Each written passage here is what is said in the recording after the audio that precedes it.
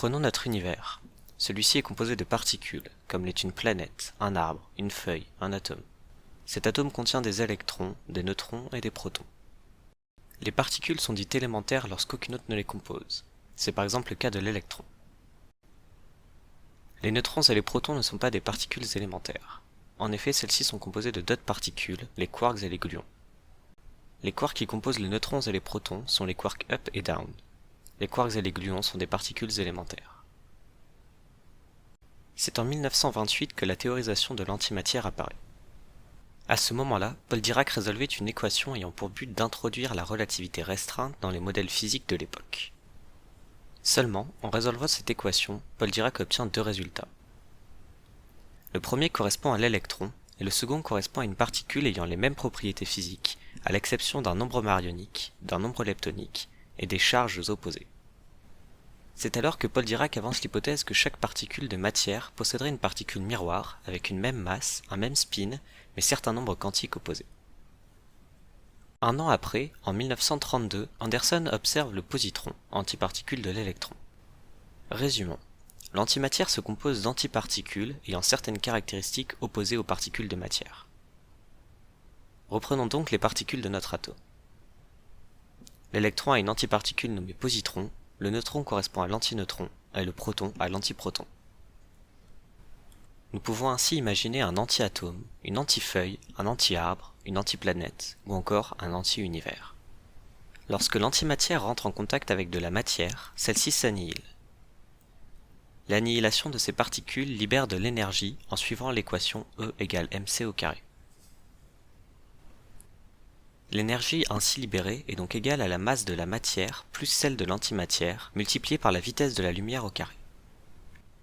L'énergie est libérée sous forme de lumière. C'est cette lumière qui témoigne de la présence d'antimatière. C'est cette réaction qui est à l'origine de la rareté de l'antimatière.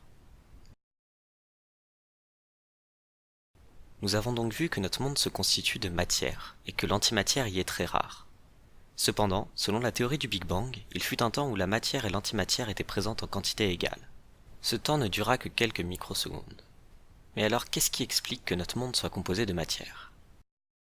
Eh bien, la découverte de l'antimatière étant récente et son étude complexe, pour le moment aucune réponse précise ne peut être apportée. Néanmoins, diverses théories ont été avancées.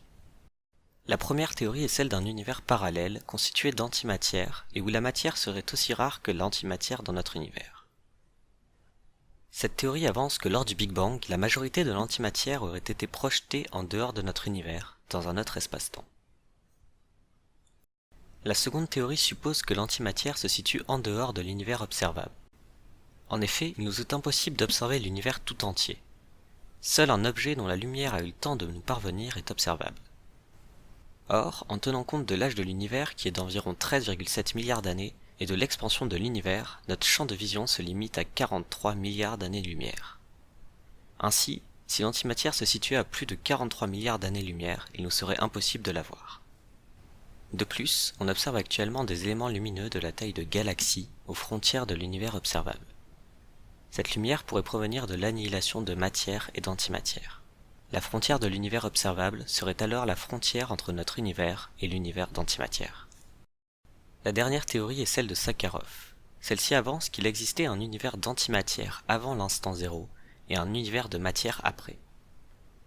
Cette théorie s'appelle la baryogénèse et se base sur trois conditions. La première correspond à la violation de symétrie Cp. Celle-ci dit que le kaon a tendance à se transformer spontanément en anti-kaon et inversement. Cependant, la transformation d'un kaon en anti-kaon est 1 milliardième de fois plus lente. Cela veut dire qu'à un moment donné, il y eut 1 milliardième de fois plus de matière. C'est cet infime excès de matière qui serait notre univers, car le reste se serait annihilé. La seconde condition est la violation de conservation du nombre baryonique. Ce nombre est supposé être nul avant la baryogénèse et positif après. Or, la conservation du nombre baryonique voudrait que le nombre baryonique soit le même avant et après. Le nombre baryonique n'est donc pas conservé. La dernière condition est la rupture de l'équilibre thermique. Cet équilibre a tendance à vouloir éliminer un excès de matière afin d'avoir une symétrie entre matière et antimatière. Si l'équilibre thermique est rompu, alors l'excès de matière peut persister.